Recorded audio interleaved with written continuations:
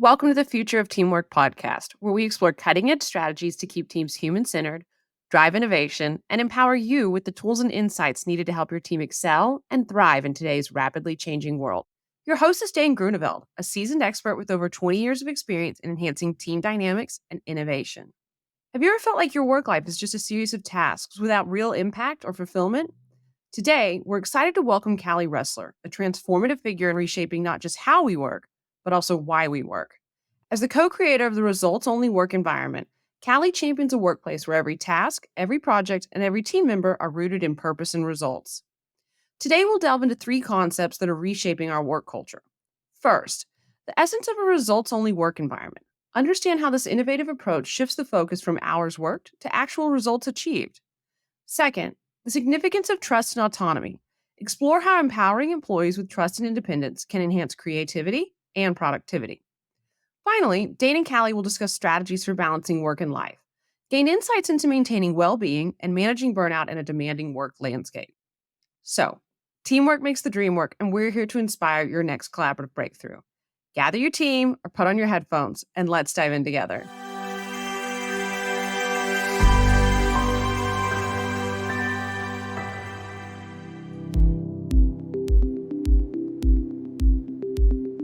Welcome to the Future of Teamwork podcast. My name's Dane Groeneveld, CEO of the HUDDL3 Group, and today I'm joined by Cali Ressler. Cali is an author. She's written some very cool titles, Why Work Sucks and Why Managing Sucks and How to Fix It. They're going to be fun to dive into and explore today.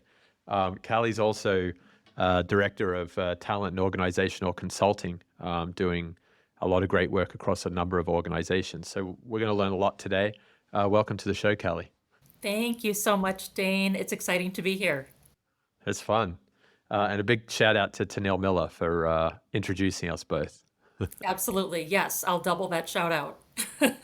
She's great. So we were just talking before the show around some really cool dynamics around teams and the future of the workplace and what it is that's challenging in workplaces in this modern era. What was it that kind of brought you to be doing this work in the space? What was your sort of story to get excited and to be making this impact? Yeah, it's a great question, and one that I have reflected on quite a bit over the last couple of years, and I think I've actually landed on three words that describe how I got to where I am.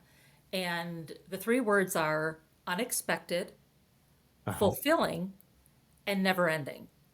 And I'll explain a little bit about unexpected because was kind of the first phase of how things got to where they are.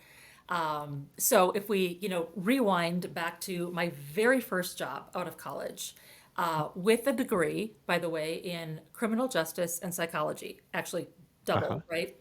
I took a job as an HR assistant at a Fortune 200 company. And that started out as I'll do this for 6 months and, I'll find a job that's more up my alley.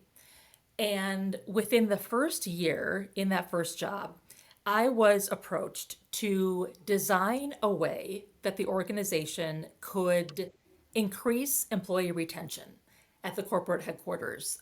People were leaving left and right. There was a real problem with that. And so I created a methodical approach to making sure that people feel trusted. And the avenue to feeling trusted was to measure them based on what they achieved versus how much time they put in or how often they were physically present at the office. And that was really the beginning, Dane, of my, I would say, fortitude journey in terms of what it takes to create change in a large organization, but also what happens when people have an avenue to rise up and have an avenue that allows them to thrive, both professionally, but also personally, like in their entire life. So that was the beginnings of things, and I can keep going here. Yeah, let's go. Well, tell me about fulfilling. So you moved from unexpected that work starts happening, is that the beginning of the fulfillment cycle? Yes, you got it. And I will say personally, part of that fulfillment was becoming the mother of four amazing kids. So at the Awesome. same time as, the career trajectory is moving forward, I'm also, birthing these humans and having the amazing journey of parenthood as well.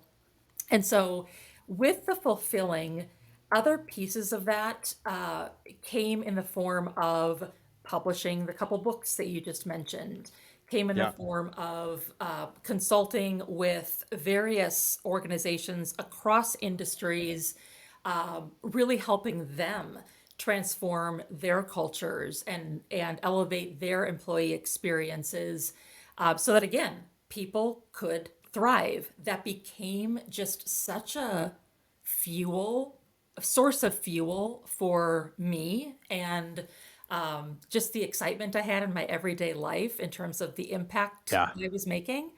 Part of the fulfillment was being able to speak on these topics. I was on the speakers circuit for about a decade, again, talking with various audiences about these ideas. And then ultimately, kind of getting to a place where I realized that my fulfillment journey wasn't done.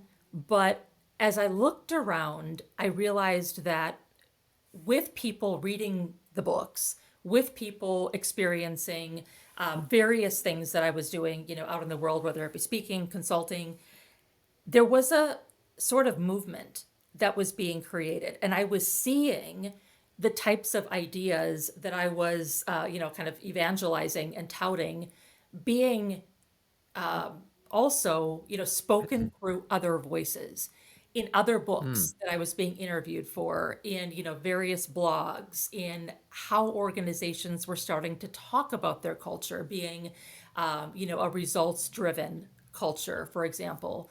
And so that then led to this next chapter because I realized, I feel like kind of what I set out to do on those fronts, it was gaining its own life. Yeah. And so I kind of stepped back and said, okay, what will my next adventure look like? And that's really where I got to where I am, or how I got to where I am now. Yep. I came back into a big organization, and I'm focused on employee experience for clients around the globe. Some of the world's biggest brands I'm lucky enough to work with, and um, you know, I'm always, and this is where or my third word comes in, which goes back to never. Never ending. Yes, and part of that is you never know what's around the next corner, Yeah. and I'm kind of in this place in my life where I'm saying yes a lot. Hmm. One of my former bosses gave me the book, The Year of Yes by Shonda Rhimes. And it's an amazing book for anyone who hasn't read it. But it kind of, it gets to that point of we only live one life. And hey, if we could say yes to things that might scare us a little bit or, that might be somewhat unknown, who knows what that can lead to. And I think, Yeah. my life up until now has kind of proven that. And so I'm like, let's just keep doing that. Let's keep saying yes to things that I might be nervous about, but you never know where that could I lead. love that. I hadn't come across the title, The Year of Yes. So I I see so much talk out there right now, particularly around burnout and everything else about the importance of saying no. But it's a continuum, right? If you say no to a lot of things, you're not going to run into those opportunities. And I was on the phone with a friend this morning, and he and I were talking about building businesses over the last 30 years. And he was just like, I never really had to being too intentional about where I was going because I always seem to get pulled into and stumble into the right opportunities. So it's really interesting in a world that's so precise. Some people are like, say no unless it's your core. And yet your story is a great story of just exploring, saying yes and trying new things and building this energy and being part of this movement. It's very cool. I agree that there's definitely a fine balance of Yeah. the yeses and where they fit. Um, but yeah, I mean, for me, I was never a person, for example, who had ever thought about writing a book. It had Uh, never even crossed my mind. And when that opportunity presented itself, I got a little anxious about the fact I didn't know what the process was. I had never, researched it. I didn't know what I would need to bring to publishers as far as like a manuscript or anything like that. I knew nothing. yeah. And so the fact that I said yes to that was a big moment in my life, where I learned a lot through the process, but it was definitely something daunting that I could have very well said, no, I'm not, you know, into that right now in my life. I don't see how that fits in. But yeah, yeses can be powerful for us. Very powerful. Very powerful. Well, something that you said in your LinkedIn profile kind of flashed a light bulb in my mind. So when you were building that system around employee retention and trust, and you said you were measuring on achievement, not time, it makes me think of a results-only work environment. And I saw that you worked at Best Buy. So was that where you had some experience with this Yes, program? yes. As a matter of fact, that is the effort that I was speaking of. I was one of the co-creators of the Unreal. results only work environment So or RO. Yeah. that's very cool because I was on a round table recently, and here's me joining this conversation, not knowing the specific background, but I was on a round table recently, and I was asked about some approaches in modern teams and teamwork, and I said I love the concept of results only work environment, and someone came and said to me, "Well, Best Buy did it, and then they stopped doing it," and I was like, well, I'm not the scientist here, so that's interesting. But I'll tell you what I think is interesting about it. But I'm not here to say what's good, bad, or otherwise, because every team, every organization is different. But it's fascinating. It's such an interesting model, and I didn't realize the evolution of it in that Best Buy context. So, what was it about measuring on achievement that gave you all that lift and that retention that you were looking for in the early phases of the program? It was quite impactful as I think back, and I think one of the things that made it so impactful is that prior to the results only work environment, people were showing up, right? They were showing up and they were doing what traditional work looks like, right? They were going to a lot of meetings and, were very busy and yes, some work was getting done and some good things were happening, but it was more kind of happenstance that things would happen versus being on purpose and versus being really connected and anchored to uh, you know priorities and results and measures. And it wasn't until I vividly remember some moments, both at Best Buy, but with other clients, where the moment you're sitting with leadership and say, well, what we're creating is an environment where people will really be able to make their own decisions about how, when, and where the work gets done. They will have the autonomy to be able to do that, as well as the accountability, right, to deliver results. And oftentimes, a reaction from leaders would be, but how will we know what people are doing? And Dane, it was in that moment, or several moments, like I said, where I would just pause and let that question just sit in the air, because the question back, obviously, is how do you know now? Yeah. And I'm going to let that sit for a second, because it was the looks on their faces that like some of them just would go like white, like, how Yeah. do I know now? Right? It's amazing. It is. And it's then when some of those things would start to be uncovered. Like, well, I see them here all the time. Like, I think they're working weekends. Like, I think, right? And it again, beautiful moments where it was like what we're saying is those are the current measures for how we think we know the work is getting done. Yeah. And this is where, if we fast forward to, pandemic times, and all of a sudden we were in a world where people, many people were not physically present anymore, right? They Yeah. couldn't be. But yet the work had to continue. And so it was a forced point in time and then period of time where leaders of organizations needed to find other ways to feel that security of whether or not work was happening because Yeah. they couldn't use those kind of old school ways of feeling that comfort anymore. That's fascinating. I like the way you roll forward into that pandemic and the way that it forced us into a very different way of working. Um, it reminds me of that old-fashioned, that well-known quote of, you know, lead or manage by walking around, and all of a sudden that gets taken away from you.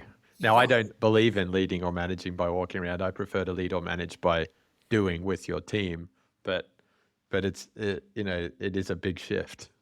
It's a huge shift. And I think sometimes we think we've moved past it, right? Mhm.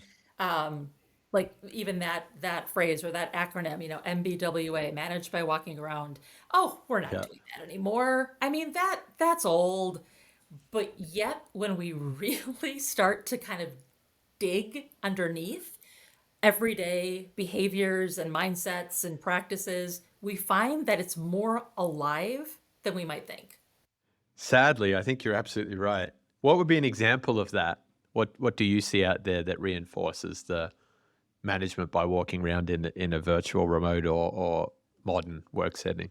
You know, one of the things that I think about often is the like on it, with technology, for example, in Microsoft Teams. I'll just use Uh-huh. that as an example, right? Where people are kind of color coding themselves, all the time. Am I busy? Am I away? Am I, do not disturb me right now? And I see and hear judgment around that, not consciously, I don't think, but you might hear somebody say, "Well, gosh, yeah, I tried to, get a hold of Dane, but he's been away for, a while." And um even just that in and of itself is, again, it's this subconscious managed by walking around, right? Yeah. It's Yeah. I'm checking in on what is Dane's status right now and how Yeah. long has he been on that status. When I mean, I myself have many times I haven't gone up and updated my status. Am I working? Yes, but I haven't updated my status, right? So Yeah. that color can do things to Absolutely. you know the things we think or even the things that we say. So I think that example comes front of mind for me. Yeah. It definitely does. It actually reminds me at the beginning of the pandemic, we started all of a sudden looking at our phone reports. We were like, are our teams actually making phone calls? You can't walk through the office and see them on the call anymore. We've got a sales organization here. How many hours, how many inbound calls, outbound calls, minutes per call? And then all of a sudden we're sitting there going, but they could be on their phone to their buddy. Like that data's not going to tell me anything. So let's get back to the outputs rather than the inputs. Yes. Oh my gosh, such a good example in that because you were not alone at No. all in in thinking about how are we going to figure this out and running reports like that and talking about yeah, hours time being spent on calls, um, and it's not until someone kind of brings up those questions or makes those observations like you just Yeah. mentioned, right? Like, well, who are they really talking with? We don't know that. And it's those questions that prompt the new thinking, right? Well, how should we be looking at this then? And that's where the goodness comes, you know? It totally does. So it shows you the power of a good question, doesn't it? I like how earlier you said, let's just pause on that a minute. How do we know what they're doing today? Or how did we know 6 months ago? We get so stuck in our assumptions and our like mental stories, internal stories about what we think's happening, and we don't get curious. And that really breaks down, talking about trust in teams. That's going to break down trust really quickly. Absolutely. And I think going back to kind of what happened during the pandemic, I think that prior to that time period, it's almost like people were asleep in a way. Mm. Like, moving in and out of their days, kind of resigned to the fact that we just do things in a certain way. And so for many people, that meant traveling through rush hour, in the morning, rush Mhm. traffic, to be in a place at a certain time, attending, like we talked about earlier, umpteen meetings and moving throughout the day with the assumption that whatever you might need and whomever you might need it from, you would get it because you were Yeah. all physically present together. And then getting back into the car and driving through rush traffic again, rinse, repeat, rinse, repeat. And so Yeah. during the pandemic, it was like people woke up, like their eyes opened, and they not only opened to a new way of looking at work and how it gets done, but then that paved the way for what life could be like. And so now you have these wide awake people who are back to the point of asking questions, asking a lot of really good questions Yeah. about why would we even consider going back to the way we used to do things when we've proven that we can not only continue, doing what needs to be done for our customers, for the bottom line, but we're living a better life too. So Yeah. you're not gonna put me back to sleep, right? Like I am awake and I am fully awake going forward. Yeah. I like that analogy of being asleep and becoming awake, because it's not been available to everyone, but for those people who did get the opportunity to ask some questions, a lot of people have found, you know, a little bit more energy, a little bit more freedom or flexibility, sharper way of getting something to do. So it really decentralized the responsibility for workplace design, and I think largely for the better. Some people are over emphasized, but I think most teams, most companies are better off for it right now. I wholeheartedly agree. I think work really did become something that for a lot of people, for most people, became something that they do, right? Yeah. Like work isn't one place we go. It's something that Yeah. we can do from so many places. And with that revelation that I think a lot of people had, we know now that work in and of itself revolves around shared goals, right? It Hmm. revolves around what it is we are all collaborating to do together and the best, most effective ways that we can serve our customers. And in the end, the employee experience is the fuel for all of that to succeed. It is. I mean, I like the fuel analogy too, because we've all worked in busy, confused, stressful work environments, and it just feels like everyone's on fumes. They're just operating on like the last drops in the tank, and nothing feels clear, nothing feels sharp. They're pretty hollow celebrations, even if they happen. Where when people are encouraged to have those shared goals, have some freedom and flexibility, going back to that results-driven work environment, that energy lift is palpable. It's really there. It definitely is. And there's been research done that shows that there's really four fundamental needs that all people have, regardless of the job they do, regardless of industry, just by the pure fact that we are all human beings. We have a need to feel healthy and well. That includes like my financial well being, my mental well being, my physical well being. We have a need to feel relevant and confident. And that hits on our skills, right? Like, I want to feel like I have the skills, not only that I need now, but that I will need in the future so that I am relevant in the marketplace and to, the organizations I might work for. There's a need to feel purpose in the work that I do. And agency, again, going back to like the control over how, when, and where it happens. And then the last dimension is the need to feel connected and included.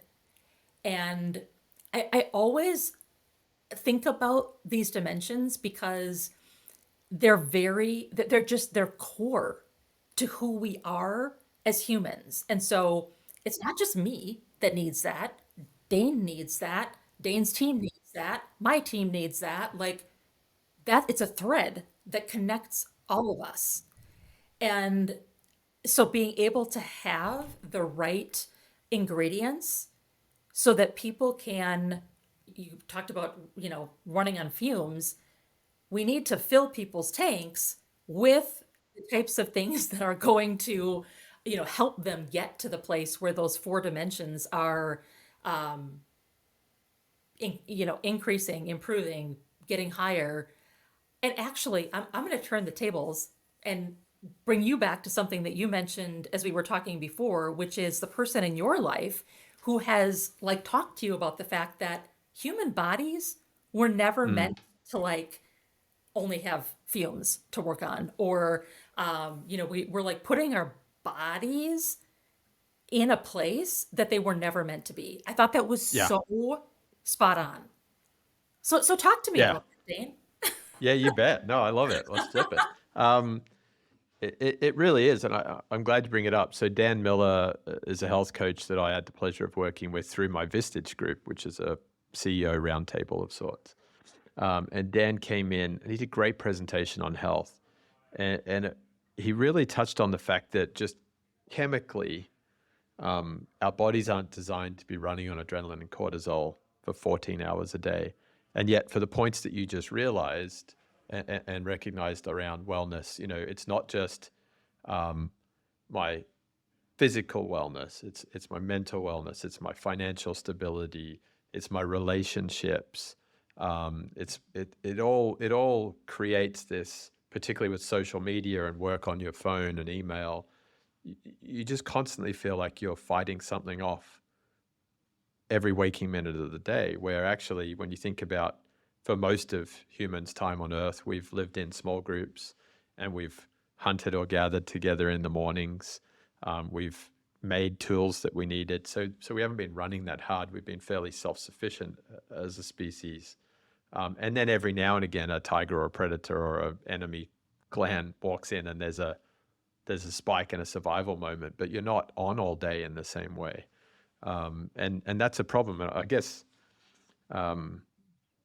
I haven't found the answer to it, but it really sparks my imagination to try and find those answers. And it's a big reason that we're having these conversations. Yeah, I'm also thinking about my husband is now into like the whole intermittent fasting. And one of the Uh-huh. things that he goes back to as well is, well, Callie, like back in the day, like way back in the day, right? Like there was a different way of living and, Yeah. getting and finding that nourishment that would sustain us. And we've like fallen into this place of not at all like following that natural way that our bodies were used to. a long time ago. So Yep. yeah, as you were talking, I was like, there's just so much we can probably learn by going back in time and There and really is. It's understanding, yeah, all of that and bringing back to bringing some of these basics. valuable things forward. Yeah. And one thing that you just mentioned about like how none of us have figured out like the answer for, how do we get that moment or that time back when humans were not, operating 14 hours a day on, the cortisol levels that we are today and things like that. You know, one of the things that I have thought about a lot is how, for even myself, how can I recognize the the starts of burnout, for example, Mm-hmm. or like the Mm-hmm. early days of what might turn out to be burnout. And there, for me, there's like three things that we can do to at least try to get ourselves in a place where maybe that won't happen, but if it does, then what? And for me, number one is prioritizing sleep and exercise. We hear it all the Yeah. time, but I have I have felt it in myself. When that doesn't happen, things go down, Bang. right? Yep. And so, huge priority there. Number two is practicing asking for help. Like Yeah. for me, that doesn't come easily. But what I found is that the more I practice it, the more I do it, the more comfortable I feel in making that ask. And Yeah. then third is having like a list of people that I can reach out to if I do feel myself like stumbling and falling down the rabbit hole of, bad things. I can Yeah. reach out to these people and say, hey, I need you to help me get back on track. Yeah. A few of them are people who have seen me when I'm not on track and they've experienced like the Cali that they don't ever want me to be and I don't ever want myself to be, when it comes to like mental health and well-being, when it comes to being in a place that maybe could have been prevented, but i Yeah. I didn't exercise, I didn't sleep, I didn't do the things that I needed to do. And so a few of those people again are people that have seen me in that place. And so when I do reach out to them and say, I need help. I need help getting back on track. They themselves can like reach into those moments that they've seen me and say, Callie, you know that if you're not taking those daily Yeah. walks, right? If you're staying up Yeah. till 2 in the morning doing XYZ, this is where you're going to get. Remember what that was like? And they can Yeah. they can live with me in that space again, and we can both kind of say, no, like that is not the place that I want to be. And having that list, I remember when I first started making it, and you make it in a time when you're feeling well, Yeah. so like for me, when I had the thought of like I should have a list of people, and you hear it, that's often a strategy, right? That you read about. You should have people that can help you. And when you're feeling well, it's like I don't need a list, right? When am I ever going to use a list like that? But that's for anyone listening. And if you've thought about making a list like that, I would encourage you to do it, because when you're in a state that you need to be kind of pulled back from, that's not the time to make your list. No. That's the time when you need the list. So, Yeah, because you can't think clearly when you're on the edge of burnout or you just stepped over the precipice. You're absolutely right. You need to build those patterns and behaviors. And there's value also in building that list and keeping in touch with those folks when you're yes, feeling good, because you become accountability partners too. You can check in on each other's health and wellness, particularly if there's someone who operates in a similar realm to you and similar stage of life, similar profession. That type of thing probably helps a little bit too. You can help each other spot blind spots. 100%. 100%. Yes, there's I mean, again, going back to our needs as humans and feeling connected Yeah. and included. It's just a base level foundational thing that we need. And so I wholeheartedly agree. Like that list serves so many purposes, and that's one of them, feeling connected. Yeah.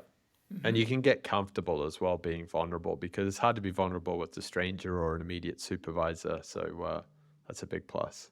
Yes. I mean, there's so many of these things, Dane. I feel like when you're saying them, we could talk for we could Oh, like spend days. the next, you know, several days talking about all these topics.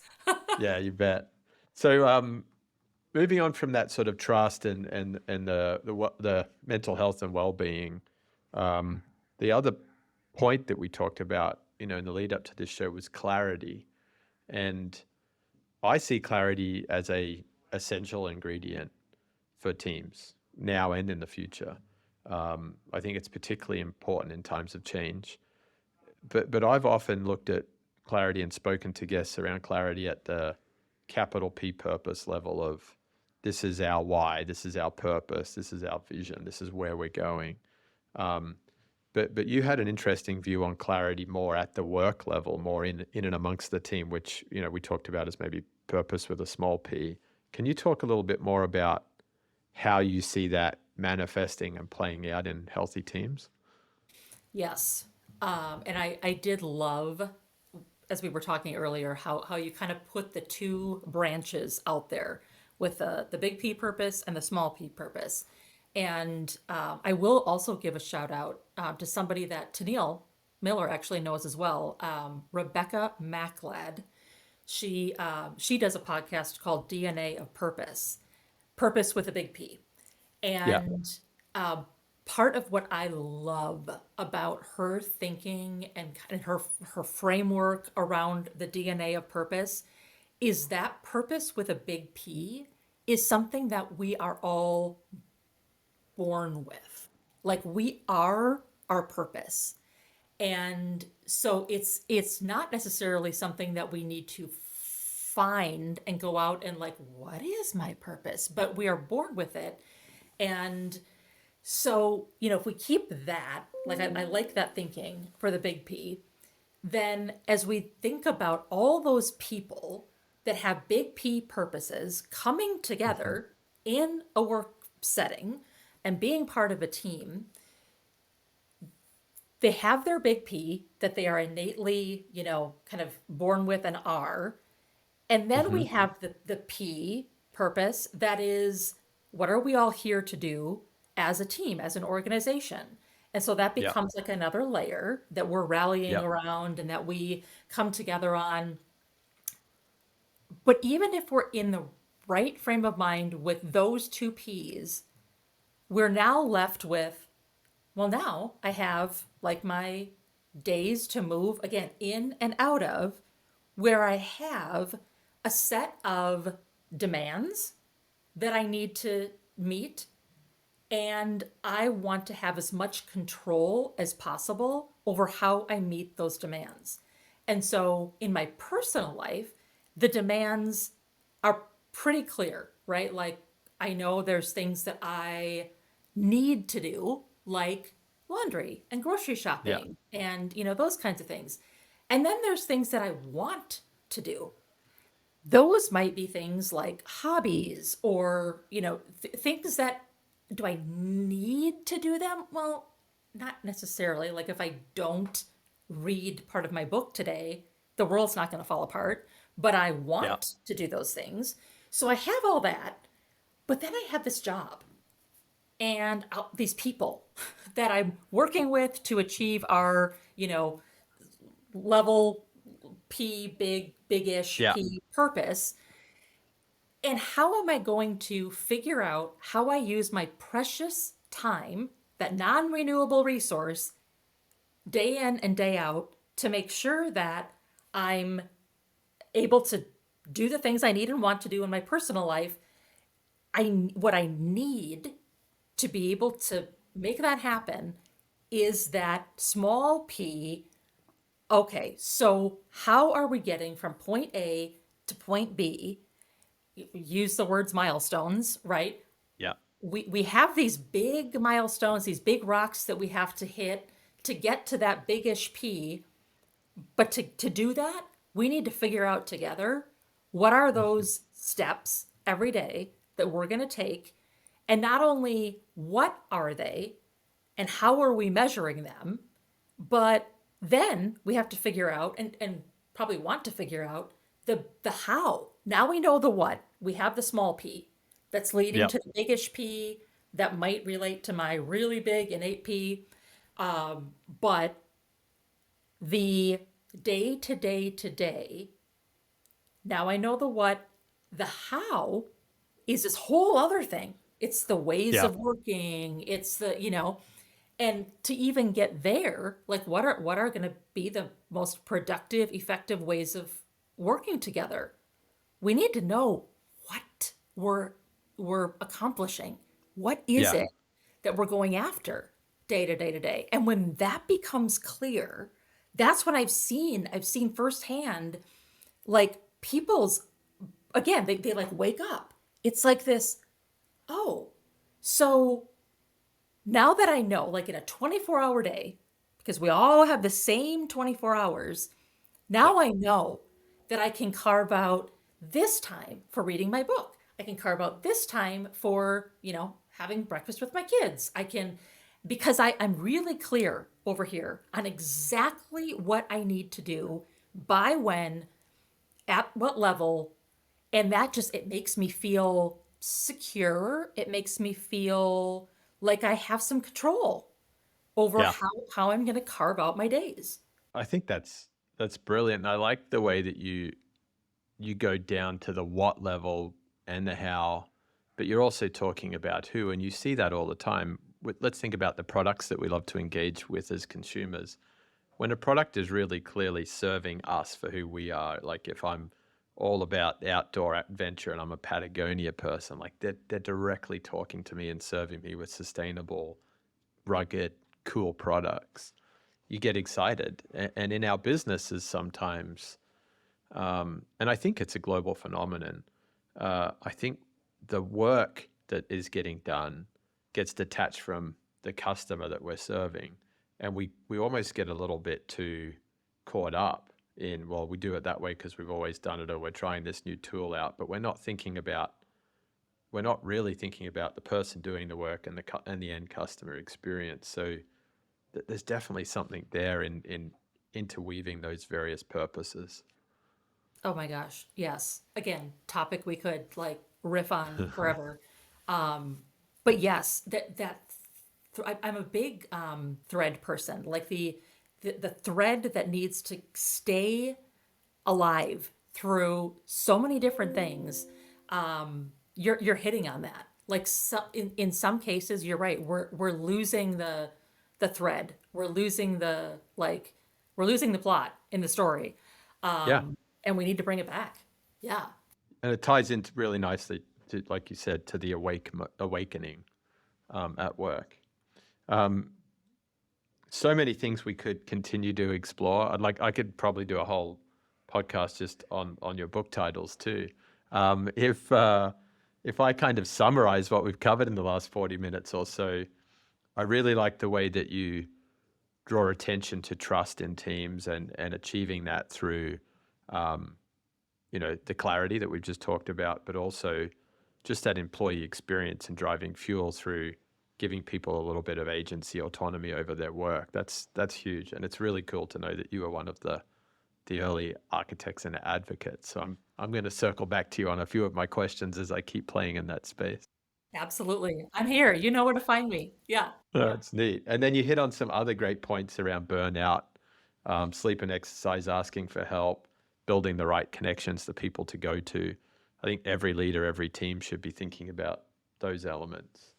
And I think my other really big takeaway from this conversation is just the importance of stopping for a minute, slowing down, asking those important questions. I love that kind of like, how do you know what they're doing now? Like, break down some of those mental models and assumptions and invite a little bit of exploration and curiosity into the team. That seems to be like a pretty powerful approach and method. I think so. And I actually try to be really on purpose, letting people in my, especially in my work life, um, know how much I appreciate being able to like sit in silence with them for a beat or two or three. Like we're so used to instant gratification and the amount of calls I'm on where someone will ask a question and it's like if there's more than a second of silence, you can like feel people just want to like jump in, just somebody say something, and silence is actually okay. Like so that's kind of my work. So when I encounter people who like take a breath before they answer and they reflect a little bit, I'm often like, thank you for doing that. And I'm really glad because you've made me not feel comfortable doing that. And a personal example on that front is I have a 14-year-old daughter, and we travel in the car together to like practices and things like that. And one of the things that she said to me recently was, Mom, one of the things I really love about you is that we can just drive to practice and not talk sometimes. We don't have to like fill the silence all the time. Sometimes it's okay. We get to practice and I'm like, have a good practice. And she's like, yeah, like it was just again, days in, days out to just have 15 minutes where we're in our own thoughts or, just breathing. Like it's okay. Yeah, I like that power of silence, power of the pause, uh, and it is. I hear lots of important relationships and honoring people that we're close to comes through that. The car drive with the child, sitting down and taking it all in, thinking about what you really want to spend your time on together. It's something none of us do enough of. No, no, No, but we can. We we can if can, we're yeah, on purpose about it. Yep. yeah. So being on purpose and using that power. I'll add Yes. that to my list of points from today. It's been a wonderful conversation, Callie. If any of our listeners out there want to go and find out more about your books, or connect with you, how do they best find you out there? Yes. Best place is right through LinkedIn. Yeah, I'm at Cali Ressler, CaliRessler. You can find me there, and I would welcome any new connections that come of this. And I have had an amazing time with you. So thank you for this opportunity. it's it's been wonderful, and thanks for sharing your energy and experience with the listeners. It's been wonderful. Thank you. Thanks, Callie. Thank you for joining us. Remember that by embracing vulnerability, trusting our intuition, and approaching challenges with compassion, we not only strengthen our teams, but also pave the way for a future where collaboration thrives. If you're hungry for more insights, strategies, and research on collaboration, head over to thefutureofteamwork.com. There, you can join our mailing list to stay updated with the latest episodes and get access to exclusive content tailored to make your team thrive. Together, we can build the future of teamwork. Until next time.